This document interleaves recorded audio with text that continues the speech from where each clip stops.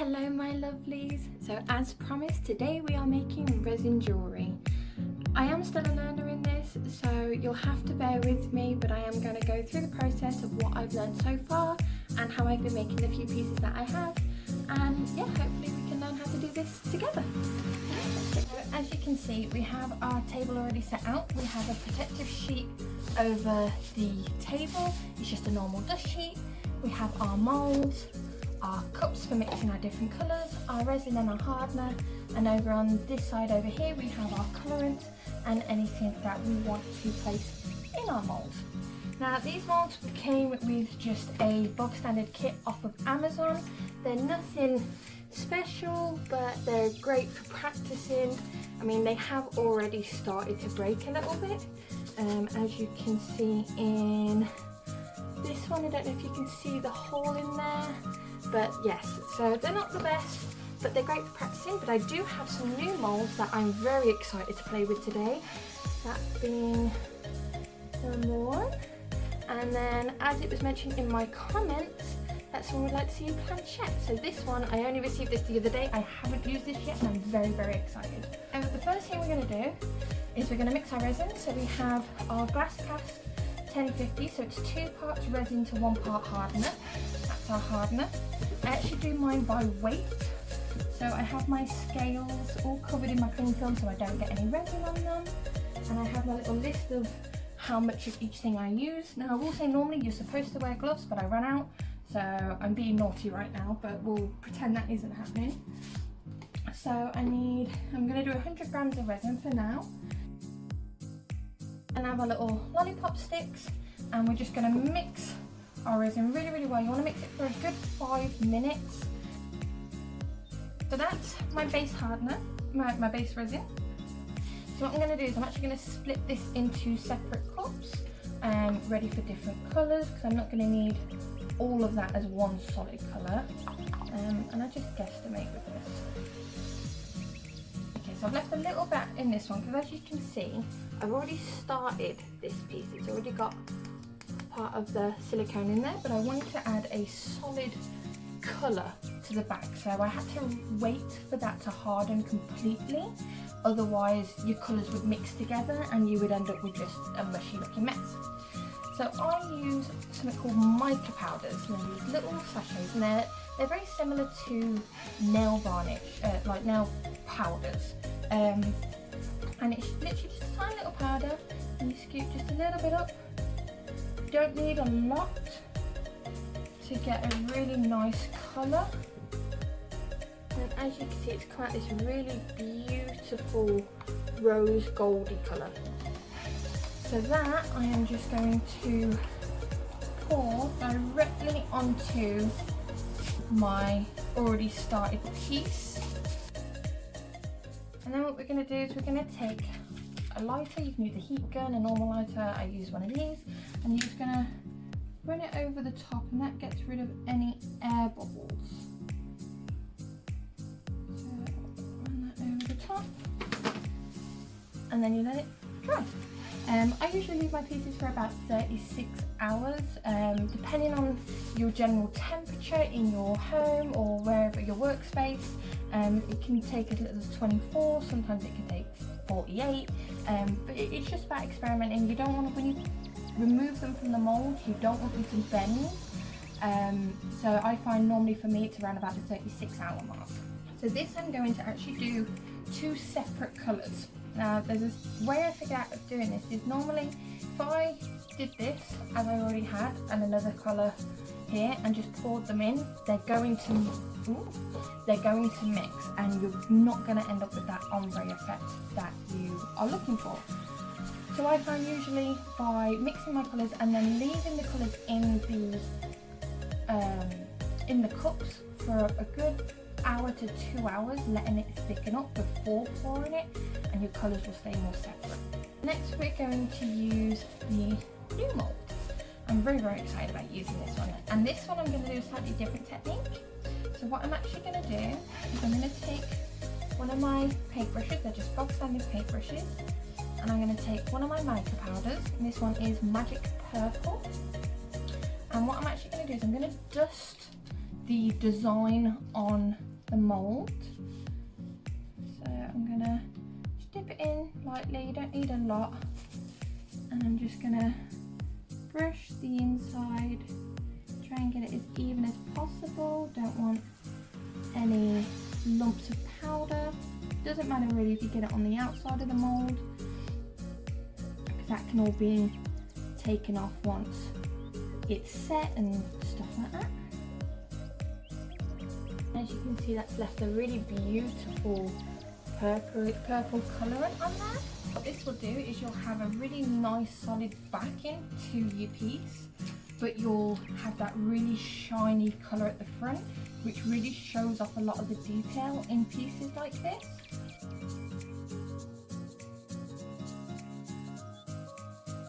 Just going to take your lighter again, get rid of any bubbles.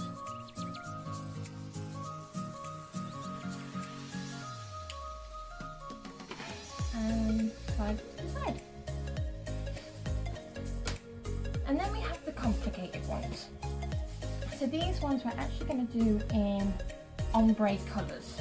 So we're going to have it starting off with one colour on one side with the other colour on the other side, meeting in the middle and creating that nice effect where it kind of swirls together. I found with that, because these are really quite runny and liquidy, if you try doing that straight away, your colours will just mix together and you won't get that effect at all. One colour will just take over. So what you want to do is, like with your mixed colours here, you want to have the mix and then you want to leave them for about an hour to 2 hours to really thicken up. They haven't hardened yet, but they're quite sludgy almost, and then you want to pour them.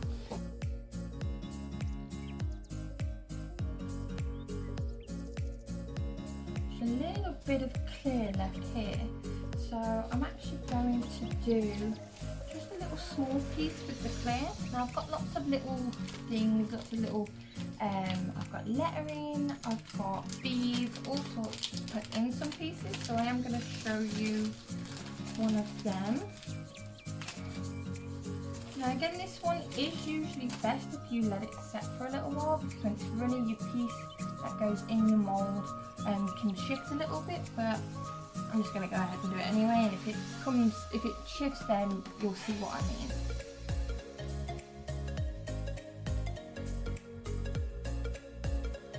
And then just go back over with your heat gun to get any bubbles that you've just caused by going in with the needle, and leave that to set. Okay, so it's actually been about 2 to 2.5 hours since I mixed these colours, and I don't know how well you can see, but it's a lot thicker, so it's nowhere near as runny as it was. So hopefully that means when we put our colours together, they're not going to mix into one colour like they do when you don't wait. So we're actually going to use this mould. So it's got there's like a little dripping moon, and we are going to do that one. I'm thinking green blue for that one. So what I'm going to do is I'm going to take my sticks out, and I'm actually going to pour them at the same time.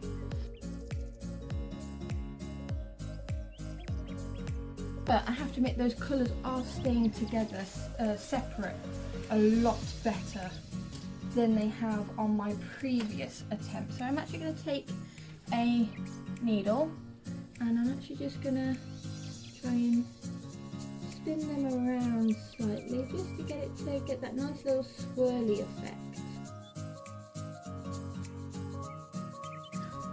I'm thinking this one actually, in the red and the black. Okay. And then, yeah, let's just try a couple of different colour combos, shall we?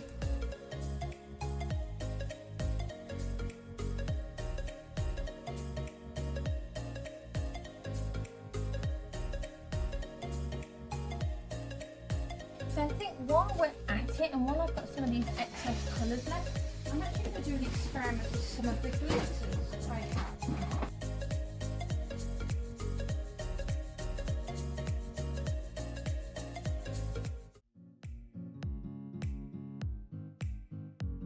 So that one was purely experimental, but yeah, we'll check back in about 36 hours, possibly less depending on how well these set, and see the final result. Okay guys, so it's been around about 36 hours now.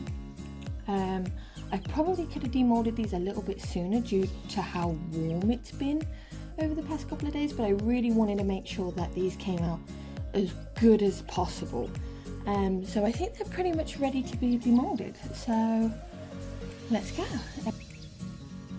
There's our first one. I'm actually super happy with that. I'm really happy with how the colours stayed separate. I don't know how well you can see that, but yeah, so there's one. Okay, so we've got a couple of imperfections on this. I don't know if you can see.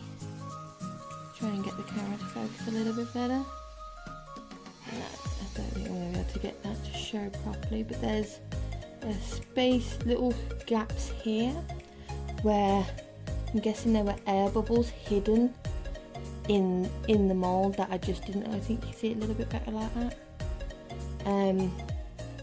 But yeah, there. Unfortunately, that's left 2 holes, but that's no big issue. It's no worries. You know, I'll pay more attention to my air bubbles next time. We have the green and the blue.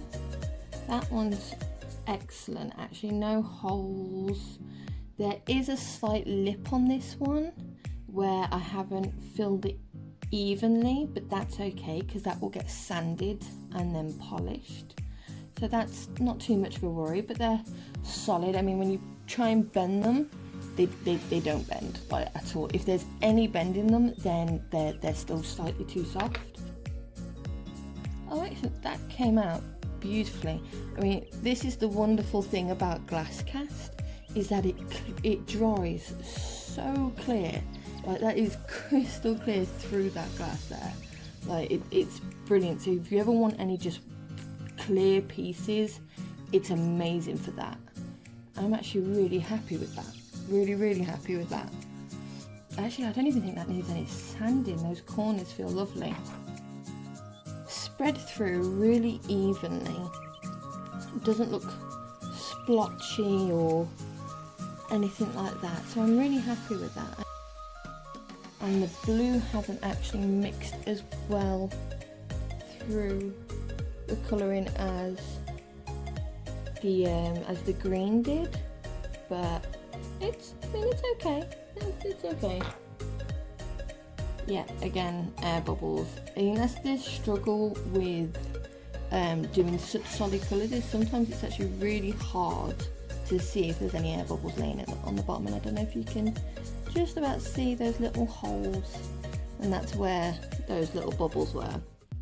Again, the blue seems to have actually settled towards the bottom and hasn't sat as well at the back as the green has. The green's gone through a lot more evenly, so I don't really know why that is. I don't know whether that's due to how I've mixed it or whether it's just those glitters.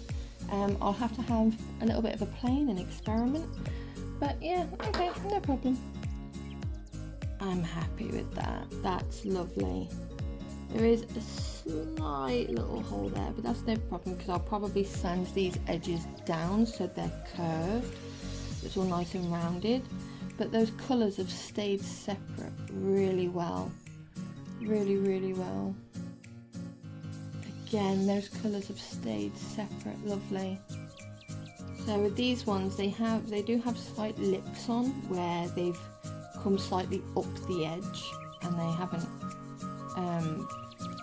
settled evenly, but that can be sanded down pretty easily. So this is the one that I'd done a clear layer first and let that fully harden, and then I did the red layer. But I don't know if you can see that line. I don't actually know what's caused that. Yeah, I don't know what's caused that actually.